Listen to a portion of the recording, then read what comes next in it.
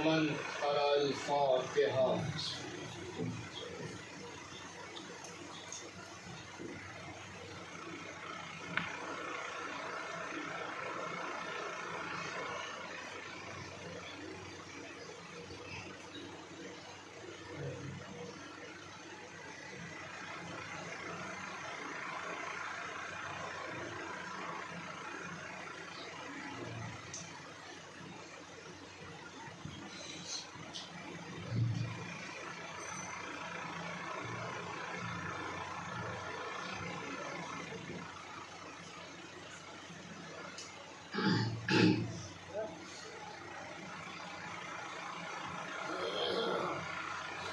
لا حول ولا قوة إلا بالله العلي العظيم. أعوذ بالله من الشيطان اللعين الرجيم. بسم الله الرحمن الرحيم. الحمد لله الذي هدانا لهذا وما كنا لنهتدي لولا أن هدانا الله. لقد جاءت رسل ربنا بالحق. الصلاة والسلام والتحية والإكرام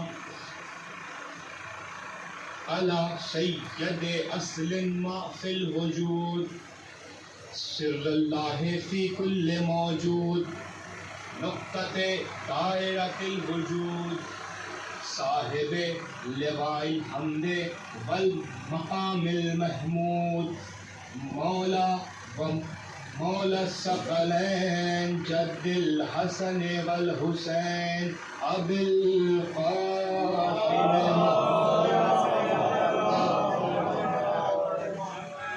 وعلى أهل بيت الطيبين الطاهرين المعصومين المظلومين المنتجبين المنتخبين الذين أذهب الله عنهم الرجس وطهرهم تطهيرا.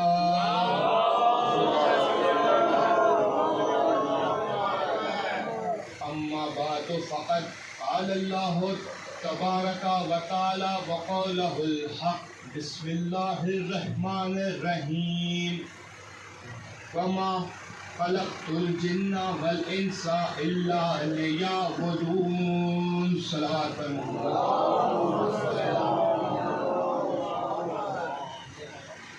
عزیزان محترم، شوہران مظلوم کرب، بڑا عزاداران سید الشہداء، قرآن مجید کی جس مشہور و معروف آیت کو آج کی مجلس کے لیے عنوان گفتگو قرار دیا، یہ وہ قرآن ہے کہ جو پھیلے تو 30 پارہ بن جائے اور اگر سمٹے تو ایک نقطے میں سما جائے. قرآن پھیلے تو 1,24,000 انبیاء کی زندگی بن جائے اور اگر سمٹ جائے تو ایک علی بن کر پوری کائنات پر چھا جائے. یہی قرآن جب مسجد نبوی میں آئے تو محمد کہلائے.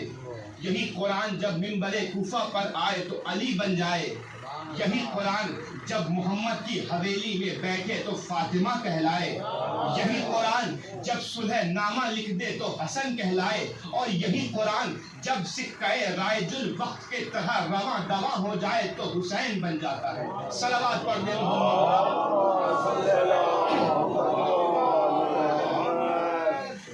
عزیزو. بڑا کریم ہے وہ اللہ، بہت رحیم ہے وہ اللہ. اس کی رحمانیت، اس کا کرم ہے عزیزو کہ اس نے اپنی نعمتوں سے ہمیں نوازا ہے اور ہم اس کی ایک چھوٹی نعمت کا بھی شکریہ ادا نہیں کر سکتے. عزیزو، کبھی آپ نے سوچا کہ یہ جو نعمت ہے، چھوٹی سی نعمت ہوا، اس کی کیا قیمت ہے عزیزو؟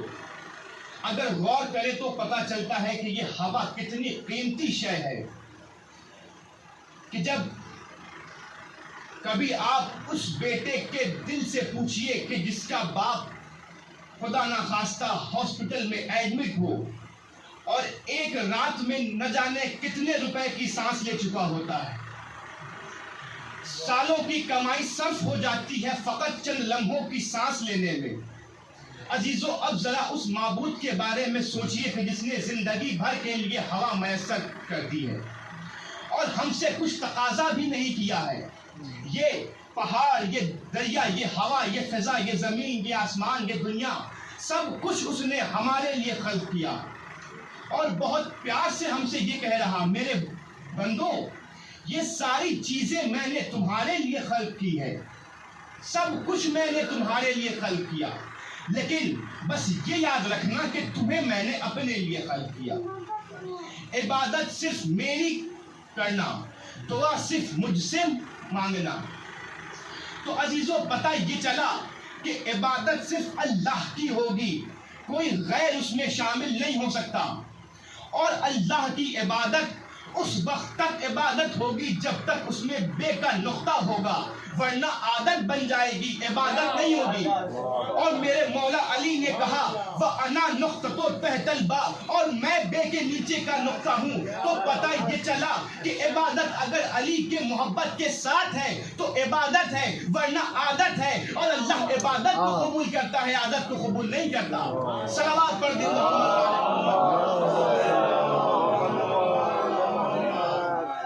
اور پھر میں نے رسول کی وہ حدیث بھی دیکھی کہ جس میں رسول نے کہا ذکر علی عبادہ، علی کا ذکر عبادت ہے، علی کے چہرے کی طرف دیکھنا عبادت ہے۔ تو ایک طرف قرآن یہ کہہ رہا کہ عبادت صرف اللہ کی ہوگی، ایک طرف رسول یہ کہہ رہے کہ ذکر علی عبادہ، اور میرا نبی اس وقت تک کچھ کلام نہیں کرتا جب تک اس پر وحی نہ نازل ہو۔ تو آخر یہ ماجرا کیا ہے؟ پھر میں نے اللہ کے ناموں کو دیکھنا شروع کیا تو مجھے ان ناموں میں ایک نام یا علی بھی ملا۔ تو اب مجھے پتہ یہ چلا کہ عبادت چاہے اللہ کی کرو یا علی کی کرو، دونوں عبادت ہے۔ کسی نے کیا خوب کہا کہ اپنا دیا جو نام تو اس میں بھی راز ہے، کوئی سمجھ سکے نہ کہ ہے کس علی کی بات۔ صلوات پڑھ دیں محمد و آل محمد پر۔ کوئی سمجھ سکے نہ کہ ہے کس علی کی بات۔ اب عزیزو جو بات مجھے عرض کرنی ہے کہ اسلام کی پوری تاریخ اسلام جو ہے وہ 3 حصوں میں تقسیم ہوئی ہے۔ پہلا حصہ دعوت ذو العشیرہ، دوسرا حصہ غدیر، اور تیسرا حصہ کربلا۔ یہ 3 مین ٹاپک ہیں اسلام کے کہ جن پر اسلام ٹکا ہوا ہے، اور یہ تینوں حصے ایسے ہیں کہ جو ایک دوسرے سے بالکل ملے ہوئے۔ اگر عشیر نہ ہوتی تو غدیر نہ ہوتی، غدیر نہ ہوتی تو کربلا نہ ہوتی۔ بھائی رسول نے غدیر میں علی کو مولا بنایا، تو آخر رسول نے علی کو مولا بنایا تو یہ مولا بنانے کی وجہ کیا ہوئی؟ تو ڈھونڈتے ڈھونڈتے میں پہنچا اس نتیجے پر کہ چونکہ دعوت ذو العشیرہ میں ابو طالب نے محمد کو مولا کہا تھا، لہٰذا یہ احسان اللہ کے اوپر تھا کہ وہ ابو طالب کے بیٹے کو مولا کہلوائے، اس لیے اس نے غدیر میں علی کو مولا بنوایا۔ یہ تو اس بات کا ایک پہلو ہے، لیکن عزیزو اگر اس بات کو ہم قانون الہی کے ذریعے سے دیکھیں کہ آخر غدیر میں رسول نے مولا علی کو مولا بنایا، تو یہ علی کو ہی مولا کیوں بنایا؟ 1.25 لاکھ حاجی وہاں موجود تھے، کسی کو بنا دیتے، اتنے صحابہ موجود تھے، کسی کو بنا دیتے، یہ علی کو بنانے کی وجہ کیا ہوئی؟ تو آئیے عزیزو ایک مثال دے کر اس بات کو واضح کرتا ہوں کہ جب جناب یوسف کو مصر کا بادشاہ مقرر کیا گیا، تو جب جناب یوسف مصر کے بادشاہ مقرر ہوئے تو ان کا کوئی وزیر نہیں تھا، ان کا کوئی جانشین نہیں تھا، اور یہ بات جناب یوسف کو بہت پریشان کرتی تھی۔ جناب یوسف اللہ سے روز دعا کرتے تھے، معبود میں تیرا بندہ خاص ہوں، میں تیرا نبی ہوں، معبود میرا کوئی وزیر نہیں ہے، میرا کوئی جانشین نہیں ہے، معبود مجھے ایک وزیر عطا کر دے۔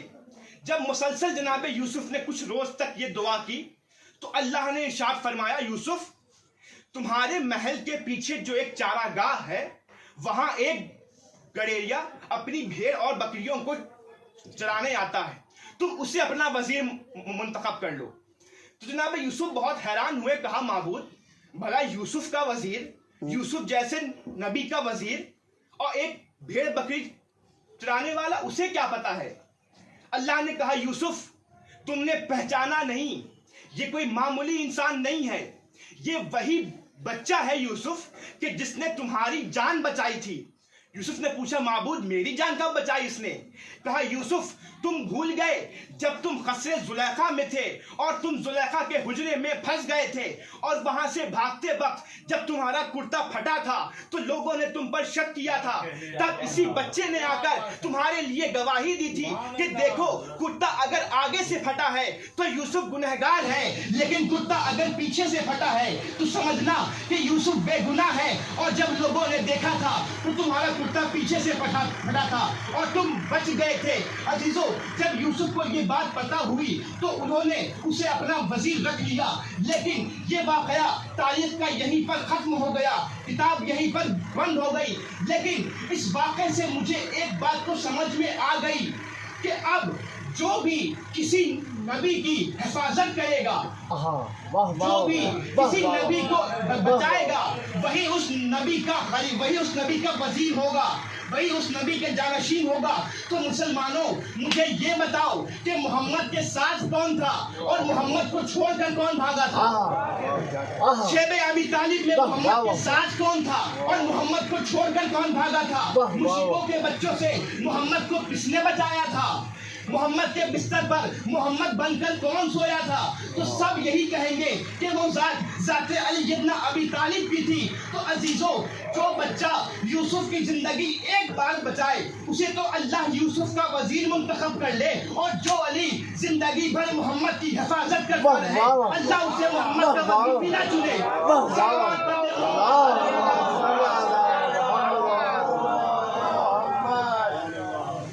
جس بچے نے ایک بار یوسف کی جان بچائی وہ تو یوسف کا وزیر بن گیا، اور جس علی نے محمد کی زندگی بھر حفاظت کی ہو وہ محمد کا وزیر بھی نہ بن سکے۔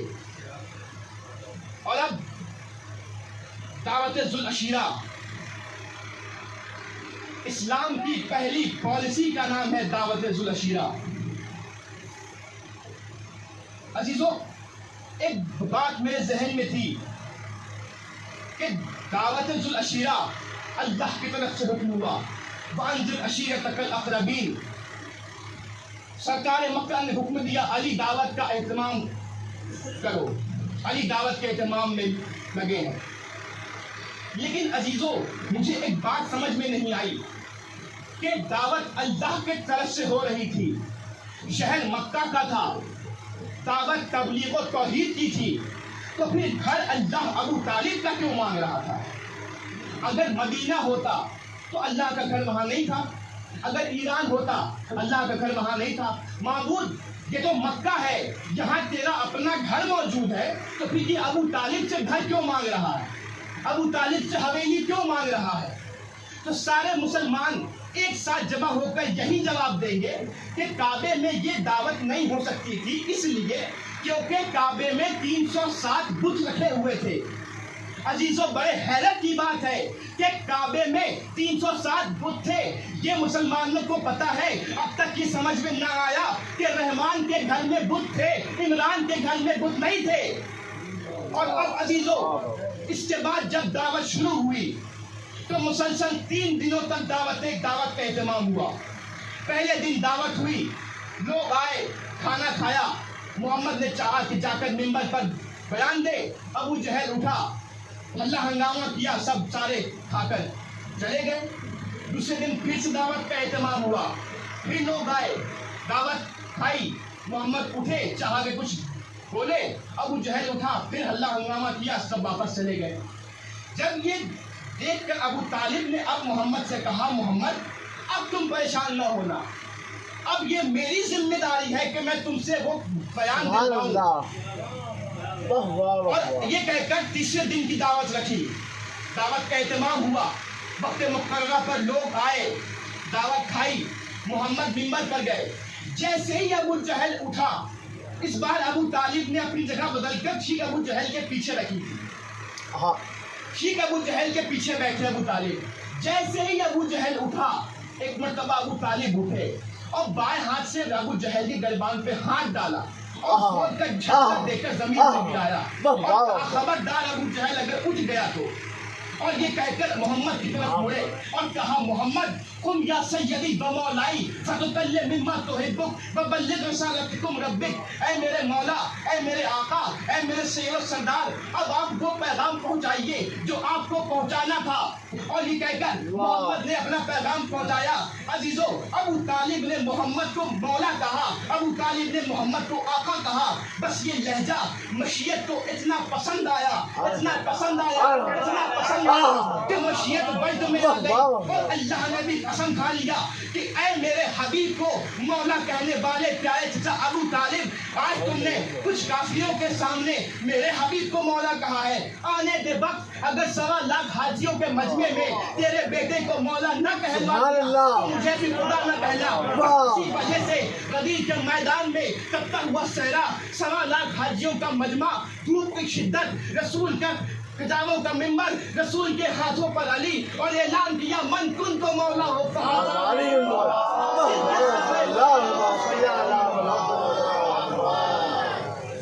تو یہ تھی عزیزوں حقیقت کہ علی کو مولا کیوں بنایا گیا، اور اب اسی کے وجہ سے کربلا ہوئی کہ آخر رسول نے علی کو مولا کیوں بنایا۔ عزیزوں، علی خانہ کعبہ میں پیدا ہوئے تو یہ علی کی فضیلت نہیں ہے۔ عزیزوں، آج دنیا ہم سے یہ کہتی ہے کہ علی خانہ کعبہ میں آئے، یہ علی کی فضیلت، میں کہوں گا علی کی فضیلت نہیں ہے، یہ کعبے کی فضیلت ہے، ورنہ اگر علی جہاں قدم رکھ دیتے وہاں کعبہ بن جاتا۔ وہ تو علی نے کعبے میں قدم رکھا، ورنہ علی جہاں قدم رکھ دیتے وہاں کعبہ بن جاتا۔ اور پھر دنیا ہم پر یہ کہتی ہے کہ وہ تو کعبے کا احسان کہ شہزادی فاطمہ آئی اور کعبے نے راستہ دے دیا۔ میں کہوں گا غلط بات ہے، اگر اگر وہ تو شہزادی فاطمہ بنت اسد کا کرم تھا اور احسان تھا کعبے پر کہ وہ اس حالت میں چل کر خانہ کعبہ تک آ گئی، اگر نہ آتی تو کعبہ خود چل کر ابو طالب کے صحن پر آ جاتا۔ صلوات پڑھتے محمد